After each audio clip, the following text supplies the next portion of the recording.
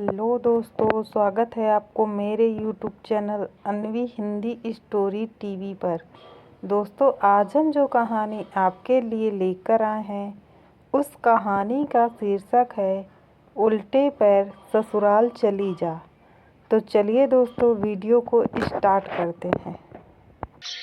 हमें आपकी बेटी पूर्णिमा तो बहुत पसंद आई। हम इसको बहू नहीं बल्कि अपनी बेटी की तरह रखेंगे। तो फिर ये रिश्ता पक्का बहन जी? हाँ जी हाँ, रिश्ता पक्का।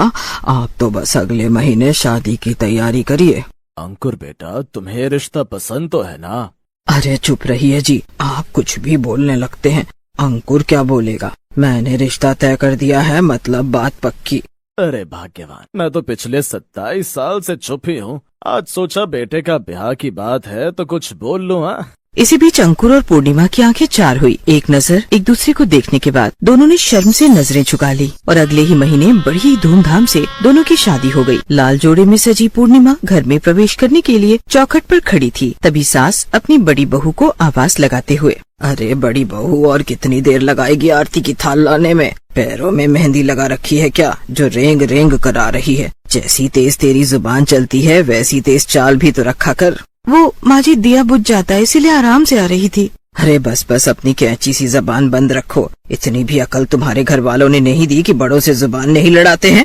ये सुनकर बेचारी उर्मिला की आंखों में आंसू आ गए। वो बिना कुछ बोले चुपचाप अपनी देवरानी के स्वागत की रस्म करने लगी। पूर्णिमा अपनी सास के इस बदले रूप को देखकर हैरान थी। सास का जेठानी को सबके सामने ऐसे डांटना पूर्णिमा को बिल्कुल अच्छा नहीं लगा और अगले ही दिन पूर्णिमा की पहली रसोई थी। पूरा परिवार खाने बैठ गया। अरे कब लाएगी खाना? खाना बना रही है या बिरबल की खिचड़ी? यहाँ भूख के मारे पेट में चूहे कूद रहे हैं। बस माँ जी, आई 15 मिनट में। ये सुनते ही जानकी देवी भड़क गई। उसने खाने के टेबल पर से प्लेट उठाकर पटक दी। उसका ये गुस्सा देखकर परिवार के सब सदस्य समझ गए थे, पर डर के मारे कोई कुछ बोल नहीं पाया। पूर्णिमा जल्दी से खाना लेकर आई। अपनी सास का गुस्सा देखकर पूर्णिमा डर से थर थर कांपने लगी। इससे पहले कि वो कुछ जवाब दे पाती, अंकुर बीच बचाव करते हुए बोल उठा ताकि मामला शांत हो जाए। अरे माँ, कोई बात नहीं। पूर्णिमा को हमारे घर आए अभी 1 दिन ही तो हुआ है। ये लो, अब यही सुनना बाकी रह गया था। ये अभी से बन गया जोरू का गुलाम। इतना कहकर जानकी गुस्से से तमतमाती हुई खाने के टेबल से उठ गई और पैर पटकते हुए अपने कमरे में चली गई। पूर्णिमा को सास के इस रवैये से बहुत तकलीफ हुई। वो अपने कमरे में जाकर सिसक सिसक कर रोने लगी। उसकी जेठानी भी उसके पीछे पीछे गई। अगर मुझसे गलती हुई थी तो माँ जी मुझसे अकेले में भी तो बात कर सकती थी ना। अब इस पर पगली चुप हो जा। माँ जी दिल की बुरी नहीं है, बस उनका स्वभाव ही कुछ ऐसा है। जेठानी को तो ये सब सहने की आदत थी, लेकिन पूर्णिमा को नहीं थी। इस वजह से उसे बहुत तकलीफ हो रही थी। कुछ ही दिनों में पूर्णिमा की ननद पूजा की शादी की बात बन गई। आज उसके ससुराल वाले आने वाले थे। कुछ देर बाद सभी लोग उनके घर पहुंच गए। पूर्णिमा सबके लिए कोल्ड ड्रिंक लेकर पहुंची, लेकिन तभी अचानक उसका पैर उसकी खुद की साड़ी में ही फंस गया। और फिर क्या था, उसने सारी कोल्ड ड्रिंक मेहमानों के ऊपर गिरा दी। ये क्या बेहूदगी है? तुम्हें इतनी भी तमीज नहीं कि मेहमानों को सर्व कैसे किया जाता है? माँ जी, मुझे माफ कर दीजिए, मुझसे गलती हो गई। घबराई पूर्णिमा जल्दी जल्दी नीचे पड़े सारे ग्लास उठाने लगी, पर डर और घबराहट के मारे उसके हाथ से ग्लास छूट जाते हैं। छी छी छी, बेशर्मी की हद होती है। तुम्हारे माँ बाप ने तुम्हें कोई काम ढंग से करना सिखाया भी है या नहीं? जो करती हो सब गलत करती हो। अरे कोई बात नहीं समधन जी, बच्चों से गलतियाँ हो जाती हैं। छोड़िए ना इस बात को। समधन जी, आप बिल्कुल चिंता ना करें, आज से पूजा हमारी बेटी हुई।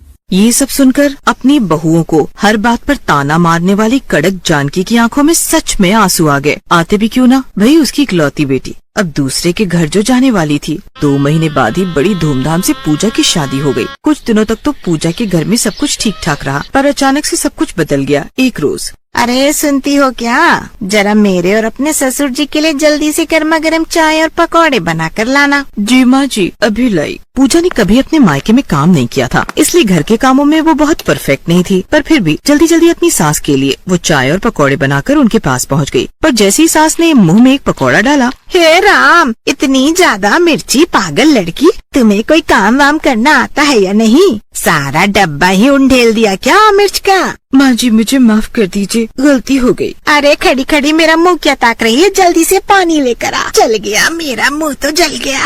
सास की डांट सुनकर पूजा जल्दी से किचन की ओर भागी। ये लीजिए माँ जी पानी। पानी गया भाड़ में। तुमने कसम खा रखी है क्या मुझे परेशान करने की? जब से आई हो कुछ न कुछ गड़बड़ करती रहती हो। अरे चाय में इतनी पत्ती, इतनी कड़वी चाय? क्या तुम्हारे माँ बाप ने तुम्हें चाय तक बनाना नहीं सिखाया? पूजा, आज तुम पूरा दिन पकौड़े बनाओगी जब तक कि एकदम परफेक्ट पकौड़ा नहीं बन जाता। चूल्हा बुझना नहीं चाहिए, यही तुम्हारी सजा है। अब हटो मेरी नजर के सामने से।